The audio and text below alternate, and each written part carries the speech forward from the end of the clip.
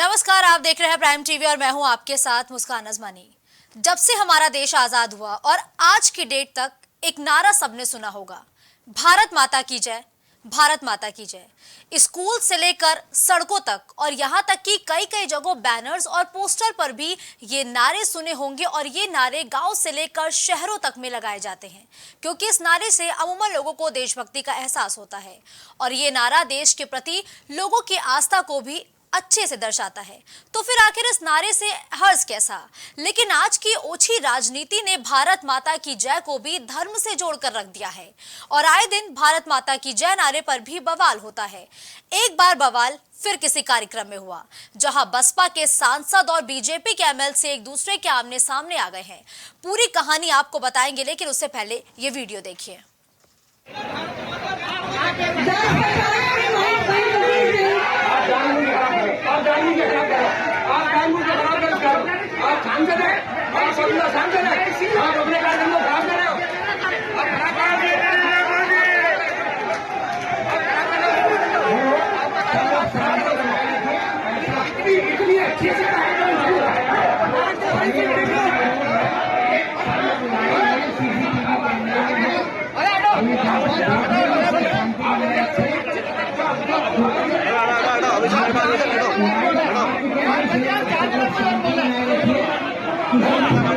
ये सांसद ये सरकार को खराब करने में लगे हैं। इनका खून का कायदा लगे।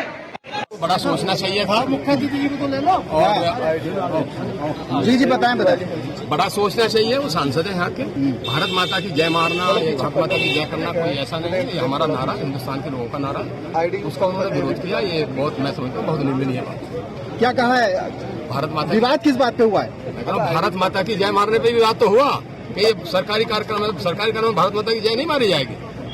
भारत माता की जय मारना हमारा नारा, हमारा देश है। हम देश के लिए नारा नहीं मारते। तो आप लोग भारत माता की जय का नारा लगा रहे थे? जी जी। तो आप चाह रहे थे कि एमपी साहब भी लगाएं? इसका क्या मतलब है? मैं किसी ये थोड़ी कहा ये लगाओ, मैं ये मत लगाओ। मैंने लगाया तो लोगों ने नारा लगाया। अच्छा, तो उसका उन्होंने प्रतिवाद किया, वो ठीक नहीं था। क्या कहा एमपी साहब? वो कह रहे कि सरकारी कार्यक्रम है, ये उसका नहीं। एक भारत माता की नारा कोई सरकारी बात हो? क्या नरेंद्र मोदी ने नहीं सुना अपने भाषण? ना करते हैं न करने देते हैं। क्यों? मैंने आंकड़ों के हिसाब से आपको बताया कि हिंदुस्तान में इतनी तरक्की। आज यही हालत, आज जो अमरोहा स्टेशन देख रहे हो, ऐसे ही था 9 वर्ष से पहले। उससे पहले पूरी देश की स्थिति क्या थी आप सबको पता। तो ये इतनी छोटी चीजों पर नहीं जाना चाहिए।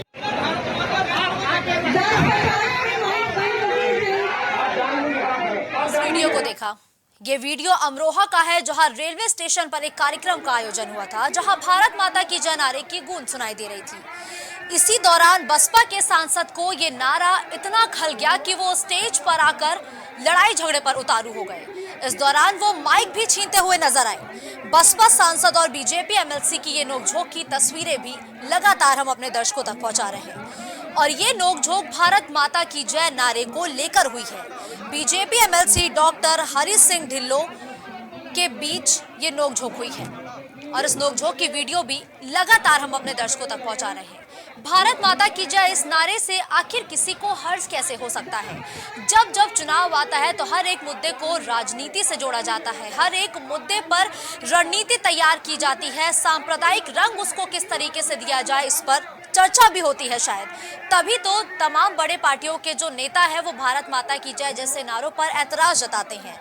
तो देखिए, बीजेपी के एमएलसी हरी सिंह ढिल्लों अपने कार्यकर्ताओं के साथ भारत माता की जय का नारा एक कार्यक्रम के दौरान लगा रहे थे और भारत माता की जय अभी नारे की गूंज सुनाई ही दे रही थी कि जो बसपा के सांसद है दानिश अली, उनको ये नारा इतना खल गया कि वो स्टेज पर अपने समर्थकों के साथ चढ़ गए और चढ़ने के साथ ही हंगामा करने लगे। माइक को लेकर छीना झपटी भी होने लगी तो पुलिस को मोर्चा संभालना पड़ा। यानी जिन प्रतिनिधियों को जनता चुनती है, जो जनता के मुद्दों पर बात करते हैं, वो जनप्रतिनिधि जनता के मुद्दों को छोड़कर अब भारत माता की जय के नारे पर विरोध जता रहे हैं, हंगामा कर रहे हैं कि भारत माता की जय का आखिर नारा क्यों लगाया जा रहा है, इस नारे की आखिर जरूरत क्या है। और इस नारे को भी हिंदू जो समाज है उससे जोड़ दिया गया, हिंदू धर्म से जोड़ दिया गया। तो आखिर भारत माता की जय को हिंदू धर्म से क्यों जोड़ा गया और आखिर भारत माता की जय नारे पर रह रहकर राजनीति क्यों होती है, आज इसी मुद्दे पर हम चर्चा करेंगे, जिस पर समाजवादी पार्टी के प्रवक्ता रविंद्र प्रताप सिंह हमारे साथ जुड़ चुके हैं। तो वहीं देवेंद्र नाथ मिश्रा भारतीय जनता पार्टी के नेता भी हमारे साथ मौजूद हैं। तो वही सुनील त्रिपाठी वरिष्ठ पत्रकार के तौर पर इस वक्त हमारे साथ मौजूद है। चर्चा की शुरुआत देवेंद्र मिश्रा जी से होगी। देखिए देवेंद्र जी, जो भारत माता की जय नारा है वो तो लोगों में एक आस्था की जो आस्था की एहसास है वो कराता है, लेकिन इस नारे से भी अब जो तमाम पार्टी है उसको आपत्ति होने लगी है। तो इस नारे से आखिर आपत्ति क्यों? आपत्ति होनी चाहिए लोगों,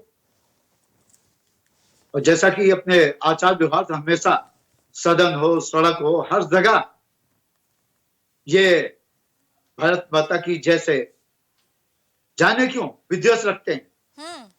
ये भारत में रहने वाले भारत माता की जय नहीं बोलेंगे तो ऑस्ट्रेलिया, अमेरिका, इंग्लैंड में बोला जाएगा क्या? ये देश संविधान से चलेगा, ये देश भावनाओं से चलने वाला नहीं है। ये तथाकथित जो सेकुलर के नाम पे राजनीति करके अपनी जमीन बचाना चाहते हैं, इनको पता नहीं क्योंकि जमीन की दरारें खसक चुकी हैं। ये जो आज संसद जी ने जो प्रदर्शन किया है, जो इन्होंने दिखाया, ये देश और राष्ट्र के विरोध में इनके चित्र दिख रहे हैं। एक जनप्रतिनिधि होने के नाते अगर वो इस तरह का बर्ताव करते हैं तो ये एक अक्षम्य अपराध है, ये लोकतंत्र पर चोट है, और करोड़ों भारतवासी राष्ट्रवादियों के ऊपर प्रहार है। बिल्कुल ठीक है। देखिए रविंद्र जी, अभी आपने लगातार ये वीडियो जो हम अपने दर्शकों तक पहुंचा रहे थे उसका कुछ हिस्सा सुना भी होगा, जहां पर बसपा के सांसद को भारत माता की जय नारे से इतनी आपत्ति हो गई कि वो मंच पर चढ़कर हंगामा करते हुए नजर आए और झड़प तक देखने को मिली भारतीय जनता पार्टी के कार्यकर्ताओं के साथ बसपा के सांसद की। आप इस पूरा जो ये वाकया हुआ है इसको कैसे देख रहे हैं? देखिए दानिश अली जी का क्या मामला है, वीडियो से स्पष्ट नहीं हो रहा है, लेकिन भारत माता की जय लगाने में किसी को भी गुरेज नहीं करना चाहिए। बिल्कुल। और अगर कोई लगा रहा है उसका किसी को विरोध नहीं करने का हक है। अब दानिश अली जी किस चीज का विरोध कर रहे थे, जरूर उनका फाइट लिया जाना चाहिए और उनको स्पष्ट करना चाहिए वो विरोध किस चीज का कर रहे थे। जैसे मैं स्वयं उस कार्यक्रम का विरोध करता हूँ, तो ये कार्यक्रम कर रहे हैं अमृत भारत स्टेशन योजना कार्यक्रम, मैं स्वयं उस कार्यक्रम का विरोध करता हूं, क्योंकि उस कार्यक्रम में नरेंद्र मोदी जी वर्चुअली एक साथ 508 स्टेशनों का उद्घाटन कर रहे हैं। तो इस देश में, इस लोकतंत्र में केवल एक व्यक्ति बचा हुआ है क्या? अधिकारी नहीं बचे हैं, डीआरएम नहीं है, रेलवे बोर्ड के अध्यक्ष नहीं है, रेलवे मंत्री नहीं है।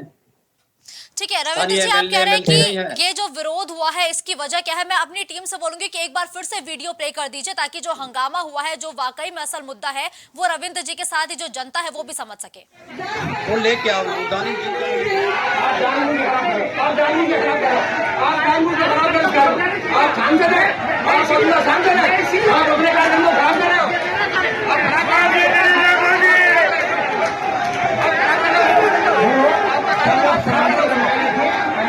इतनी अच्छी से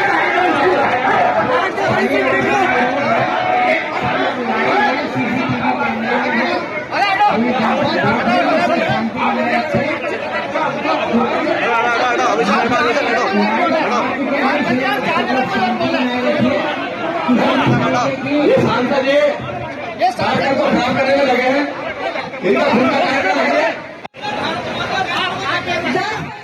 सुना आपने कि भारत माता की जय का जो नारा लग रहा था उस पर वो विरोध जता रहे थे।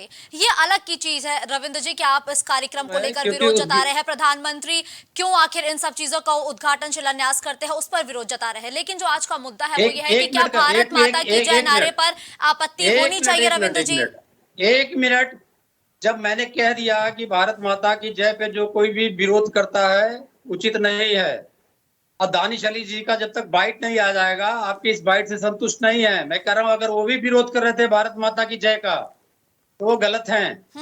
कोई भी वो भी आते हैं, कोई भी नरेंद्र मोदी जी भी आते हैं।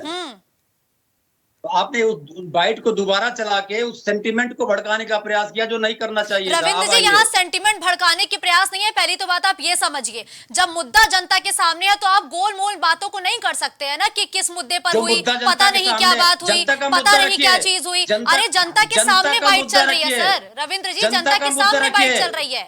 जनता का मुद्दा रखिए। क्या एक प्रधानमंत्री 508 स्टेशन का कार्यक्रम का उद्घाटन करेगा पैसा चुनाव में लगाने के लिए? अब तक क्यों नहीं किया पिछले 6 साल में, 9 साल में?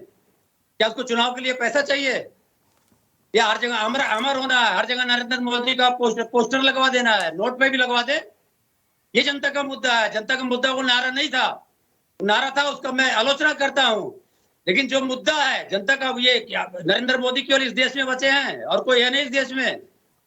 मुख्यमंत्री नहीं है, प्रधानमंत्री नहीं, मुख्यमंत्री नहीं है, एमएलडी एमएलसी नहीं है। या सारे पार्टियों को बुला के मजमा लगाइएगा मदारी की तरह, और फिर वहां से पैसा ऐंठ के चुनाव में लगाइएगा। क्यों आप 508 स्टेशन का उद्घाटन कर रहे हैं? अमर होना आपको? अमर होना है तो नोट पर अपना फोटो छपवा दीजिए, गांधी जी का हटवा दीजिए। इसका मुद्दा आप लोग को उठाना चाहिए। असली मुद्दा तो जनता का उठाया नहीं आपने। भारत माता की जय नारे का विरोध करना कोई मुद्दा ही नहीं बनता है, यही कह रहे हैं ना आप? अरे इस मुद्दे पे पहले बोल दिया, आपको सुनाई पड़ रहा है। रविंद्र जी, एक बयान से ये जो विरोध हुआ है ना, इससे करोड़ों लोगों की आस्था को ठेस पहुंचा है।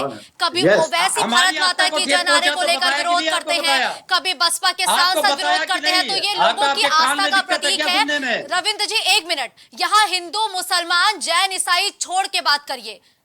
यहाँ ये पूरे भारतीयों की आस्था के प्रतीक के साथ खिलवाड़ का मुद्दा है। बनाना चाह रही है जनता का मुद्दे पे आप भटका रही हैं, क्योंकि मैं तो बता ही चुका, भारत जिस देश में जिसको रहना है उसको भारत माता की जय कहना पड़ेगा। रविंद्र जी, मैं बहुत डर जाती हूँ जब आप मेरी तारीफ करते हैं, मैं बहुत डर जाती हूँ। खैर, आप मेरी तारीफ कभी बाद में करिएगा। देवेंद्र नाथ मिश्रा जी, देखिए वो नारे को तो एक तरफ रख रहे हैं, लेकिन देखिए देवेंद्र जी, मुद्दों को मोड़ा करिए। देवेंद्र जी देखिए, वो इस पर तो खैर वो कुछ खुलकर नहीं बोल रहा है, बस कह रहा हाँ गलत है, लेकिन हम दूसरे पक्ष की बाइट आने का इंतजार करेंगे।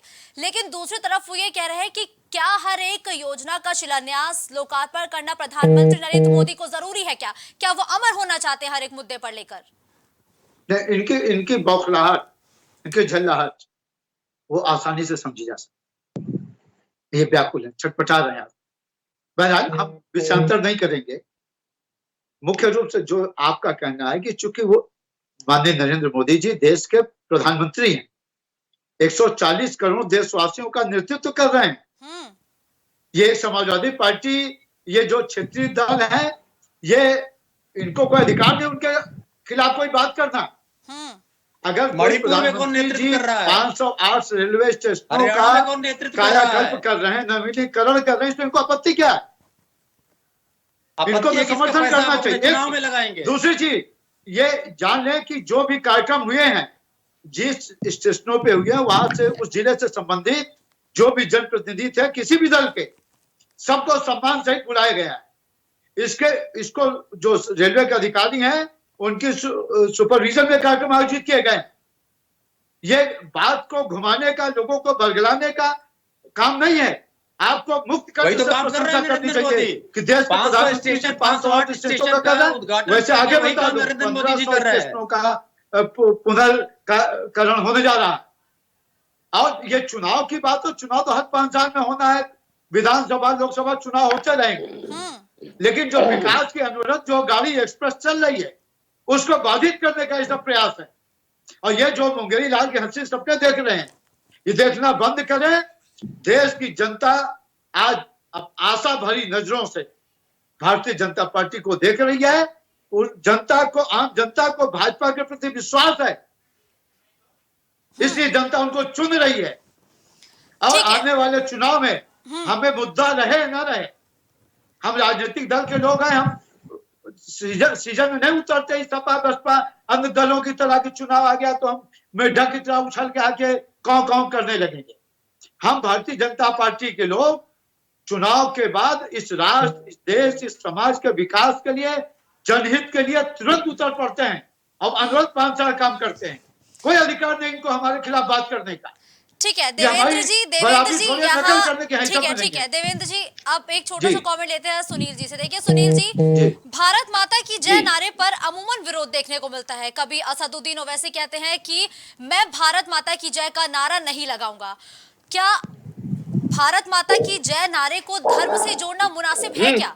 हर एक मुद्दे को धर्म से जोड़ देना, हर एक मुद्दे पर धर्म की राजनीति करना, क्या ये मुनासिब है? आज इस मुद्दे को धर्म से जोड़ना, भारत माता की जय को धर्म से जोड़ना क्या सही है? और चुनाव आने से पहले हर एक मुद्दे को धार्मिक रंग क्यों दिया जाता है?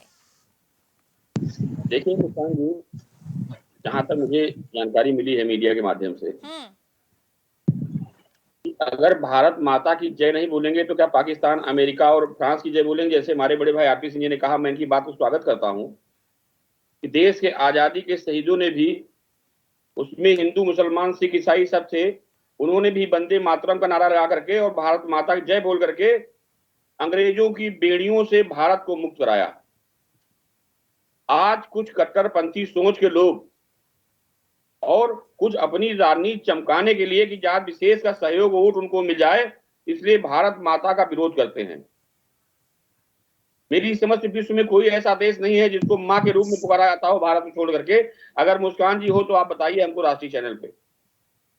और जो अपनी मां का सम्मान नहीं कर सकता है वो किसका सम्मान करेगा?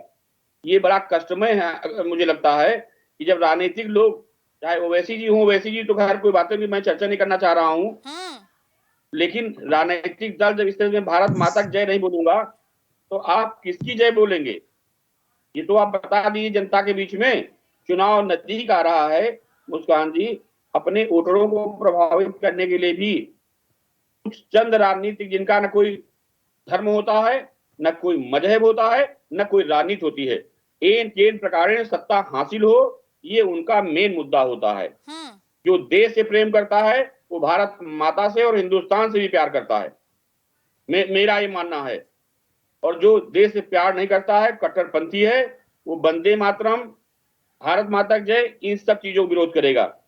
क्या अशफाक उल्लाह खान ने वंदे मातरम नहीं बोला? बताइए इतिहास के पन्नों में हमको। अब्दुल हमीद ने वंदे मातरम नहीं बोला, भारत माता की जय नहीं बोली? क्या वो भारत से प्यार करने वाले लोग नहीं थे? इतिहास कभी उनको भूल नहीं सकता है मुस्कान जी। और जैसे हमारे आरपी सिंह जी कह रहे हैं कि मोदी जी अमर होना चाहते हैं, तो मैं अपने बड़े भाई से एक निवेदन साथ कहना चाहता हूं कि अमर कोई व्यक्ति नहीं होता है, उसके कर्म और कृतित्व होते हैं। इतिहास के पन्ने में महाराणा प्रताप का भी नाम लिया जाता है और जयचंद का भी नाम लिया जाता है। रामायण में रावण का भी नाम लिया जाता है, विभीषण का भी नाम लिया जाता है। लेकिन इतिहास, देश किसका सम्मान करता है, ये उसके कर्मों से समझा सकता है। तो अगर मोदी जी ऐसे कर्म करेंगे तो इतिहास के पन्ने में आएंगे। और मेरा एक मानना, जो अभी आरपी जी को बुरा लगेगा, कि आप लोगों को भाजपा दिक्कत नहीं है, दिक्कत केवल नरेंद्र मोदी जी से है। अरे भाई, उनकी पार्टी में तो कोई नहीं कह रहा कि प्रधानमंत्री जी को उद्घाटन कर रहे हैं, मैं मुख्यमंत्री हूं यहाँ का, उद्घाटन मौका हमको दीजिए, मैं यहाँ का अफसर हूं, मुझे मौका दीजिए। जब पार्टी में कोई विरोध नहीं कर रहा है रेलवे स्टेशन के उद्घाटन में, तो आप क्या कर सकते हैं विरोध करके? राजनीति के अलावा मेरी समझ से और कोई बात नहीं। विरोध तो करना चाहिए भारतीय जनता पार्टी के मुख्यमंत्रियों को, अधिकारियों को, कि हम इस प्रदेश के मुख्यमंत्री हैं, हम अफसर हैं, इसका उद्घाटन मौका हमको दिया जाए। लेकिन मुझे जो जानकारी जो मिल रही, भाजपा में ऐसा कोई विद्रोह नहीं हो रहा कि नरेंद्र मोदी जी क्यों उद्घाटन कर रहे हैं। ठीक है सुनील जी, उद्घाटन किसको करना चाहिए, किसको नहीं करना चाहिए, आधारशिला शिलान्यास किसको करना चाहिए, ये दूसरा मुद्दा है। फिलहाल देखिए रविंद्र जी, ये तो आप मुखर होकर बोल रहे हैं कि अगर भारत माता की जय नारे का कोई भी विरोध करता है तो वो गलत होता है, चाहे वो किसी भी पार्टी का हो। तो क्या 2024 के चुनाव अब नजदीक आ रहे हैं, अगर ऐसे नारों पर विरोध होगा तो क्या जो समाज का माहौल है क्या वो नहीं बिगड़ेगा? क्या फिर उसकी जिम्मेदारी आखिर किसकी होगी रविंद्र जी? देखिए मुस्कान जी, इसका प्रश्न होना चाहिए कि भारत में वह कौन से लोग हैं जो भारत माता की जय का विरोध करने पे वोट करते हैं, ये सबसे बड़ा प्रश्न है। अगर भारत माता का विरोध करने पे कोई भी वर्ग, कोई भी समूह, कोई भी जाति, कोई भी धर्म, कोई भी क्षेत्र भारत में वोट करता है तो चिन्हित किया जाना चाहिए। इस वर्तमान सरकार उन्हीं की है, जरूर चिन्हित किया जाना चाहिए। ये मुद्दा यहीं तक सीमित रखना चाहिए। फिर अभी हमारे भाजपा के मित्र ने कहा 140 करोड़ का नेतृत्व करते हैं। मणिपुर में कौन नेतृत्व कर रहा है? कौन नेतृत्व कर रहा है हरियाणा में? किसने अभी नेतृत्व किया था दंगों का बिहार में, पश्चिम बंगाल में, महाराष्ट्र में, गुजरात में? ठीक कहा सुनील भाई ने कि हम नरेंद्र मोदी का विरोध करते हैं और करते रहेंगे। जिसकी राजनीति दंगों पे, लाशों पे, हत्याओं पे, बलात्कार पे और पेट चीर के बच्चों निकालने पे आधारित हो, ऐसे व्यक्ति का विरोध करते रहेंगे। ऐसे व्यक्ति का विरोध करेंगे जो देश के ऊपर 624 करोड़ अरब डॉलर का लोन कर दिया हो, जिसने हमारी प्रोडक्शन क्षमता को घटा के 254 अरब डॉलर कर दिया हो, आयात निर्यात का घाटा, जिसने गरीबी में हमें 65वें नंबर पे पहुंचा दिया हो। रविंद्र जी देखिए, आज मुद्दा दूसरा है, मुद्दे पर रहिए ना। मेरा सवाल ये है कि अगर मान लीजिए दंगे भड़क जाते हैं एक मिनट बात तो सुनिए। मेरा सवाल आपसे ये था कि मान लीजिए अगर इस जो नारे के विरोध में लगातार जो झड़प देखने को मिली है भारतीय जनता पार्टी के कार्यकर्ताओं के साथ ही जो बसपा के सांसद है, अगर ये झड़प और ज्यादा भीषण हो जाती तो जिम्मेदारी किसकी होती, जवाबदेही किसकी होती? और साथ ही साथ ये बताइए कि अगर किसी पार्टी के सांसद ऐसे बयान देते हैं तो क्या उनको पार्टी से बाहर निकाल दिया जाना चाहिए या फिर नहीं? पहला जिम्मेदारी होती नरेंद्र मोदी जी की, जो इस प्रकार का भीड़ तंत्र उन्होंने इकट्ठा किया जब संसद चल रहा है और जब विधानसभाएं चल रही हैं। तो पहला जिम्मेदार व्यक्ति वो है, क्योंकि इन जनप्रतिनिधियों को आज रविवार था, तैयारी करनी थी अपने सदन में जाने की, वहां भीड़ तंत्र बुला के इकट्ठा कर दिया। दूसरी जिम्मेदारी है स्थानीय प्रशासन की कि इस प्रकार के लोगों को क्यों आने दिया जिनके बारे में मालूम है कि इस प्रकार की कार्रवाई कर सकते हैं। तीसरी जिम्मेदारी है उस व्यक्ति की जो इस प्रकार का नारा लगाता है। ये जिम्मेदारी है, लेकिन सबसे बड़ी जिम्मेदारी नरेंद्र मोदी जी की है कि उन्होंने सब पूरे भारतीय लोकतंत्र को भीड़ तंत्र में कन्वर्ट करके 508 स्टेशनों पे इकट्ठा कर दिया। और नरेंद्र मोदी जी इस जिम्मेदारी से कभी भी नहीं भाग सकते हैं। उनको पैसा चाहिए तो पैसा मिलने के लिए उनके पास बहुत सारे रास्ते हैं। अडानी अंबानी बहुत पड़े हैं, अभी मणिपुर बेचने की तैयारी कर रहे हैं, मणिपुर बेच के ले ले। लेकिन इस तरीके से जनप्रतिनिधियों को आप भीड़ तंत्र में कन्वर्ट नहीं कर सकते 508 स्टेशनों पे बुला के। ये लोकतंत्र की हत्या है। ठीक है, और पूरी तरीके से इस घटना के लिए नरेंद्र मोदी जी जिम्मेदार है। ठीक है, देखिए देवेंद्र जी, बड़ी पेचीदा होती है नहीं राजनीति की। अगर आप किसी क्षेत्र के सांसद को कार्यक्रम में बुला रहे हैं तो भी आपकी गलती, नहीं बुलाते हैं तब तो आपकी गलती होती ही होती है। अभी रविंद्र प्रताप जी कह रहे हैं कि अगर ये बयान हिंसात्मक रूप लेता तो इसके जिम्मेदार सीधा प्रधानमंत्री नरेंद्र मोदी होते और साथ ही प्रशासन होता कि ऐसे सांसद को अंदर कार्यक्रम की एंट्री कैसे दी गई।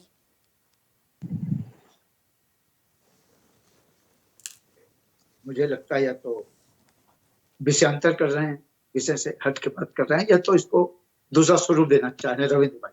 मैं बड़े सम्मान के साथ ये बात, इनकी बातों का जवाब देता। जो बात इन्होंने अभी कही मैं उस पर एक बात मणिपुर की बात कही, ये डाइवर्जन है, लेकिन ठीक है, अगर बात इन्होंने कही मैं उसका जवाब दूंगा। सरकार पूरी तरीके से मुस्तैद है। माननीय अमित शाह जी गृह मंत्री वहां 4 दिन जाके रुक के स्थिति को देख रहे हैं। हमारे गृह राज्य मंत्री वहां पे 21 दिन 22 दिन रुक के व्यवस्था को संभालने का, हैंडल करने का प्रयास कर रहे हैं। आज ये जो कारसेवकों की हत्याओं से सने, खून से सने लोग, जो भ्रष्टाचार का केंद्र सफाई और पूरा प्रदेश बना रखे थे, वो लोग जो बलात्कार जैसे बातों पे कहते कि लड़के हैं, गलती हो जाती है, किस मुझ से बात करते हैं? क्या ये जो इतिहास के पन्नों में दर्ज नहीं क्या इनके? ठीक है देवेंद्र जी, जवाब हो गया। ठीक है देवेंद्र जी, आपने मणिपुर पे जवाब दे दिया। अभी आप मुद्दे पर रहिए ना, आप लोग लगातार मुद्दे से भटक रहे हैं। जी मैं आ रहा हूँ। देखिए, जब कोई कार्यक्रम होता है, ये तो भारतीय जनता पार्टी है कि कम से कम ये कोई कार्यक्रम कर रही तो बिना किसी दलगत भेदभाव के सबको सब जगह बुला रही है। हमारे प्रयागराज में कार्यक्रम हुआ 2 जगह पे, माननीय उप मुख्यमंत्री केशव प्रसाद मौर्य जी थे एक स्टेशन पे, विधायक MP MLA सबको सम्मान से बुलाया गया, रेलवे प्रशासन ने बुलाया सबको। विशिष्ट अतिथि, मुख्य अतिथि सब तय हुए हैं। कोई दल का, कहीं सपा, कहीं बसपा, कांग्रेस, सबके लोग हैं उसमें। कहीं बिना ये भारतीय जनता पार्टी जो सबका साथ सबका विकास के भाव से काम करती, सबको बुलाया गया, ये दुर्भाग्यपूर्ण है। अब दुर्भाग्यपूर्ण ही नहीं, ये जो आज की घटना हुई है स्टेशन, आज का उत्तर प्रदेश में केवल वहीं पे कार्यक्रम नहीं था, पूरे प्रदेश में कार्यक्रम अनेक स्टेशनों पे हुए हैं। ऐसी कोई घटना कहीं नहीं हुई। ये निश्चित रूप से ये जनप्रतिनिधि होने के बावजूद बसपा सांसद जी का मानसिक दिवालियापन का ये प्रमाण है। और कहीं न कहीं उन्होंने ये प्रयास किया है कि सद्भावना बिगड़े, वरना कार्यक्रम अगर भारत माता की जय बोला जाए तो कौन सा धार्मिक उत्पाद बिगाड़ रहा है, या तो कौन सा राष्ट्र विरोधी नारा लग रहा है।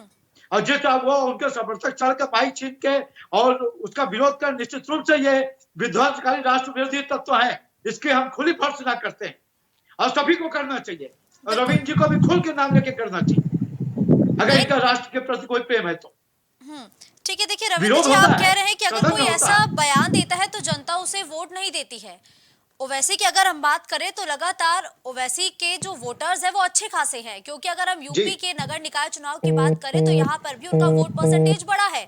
और आज जिस बसपा के सांसद दानिश अली भारत माता की जय नारे को लेकर भिड़े हैं, आखिर उनको भी तो जनता ने ही चुना है ना।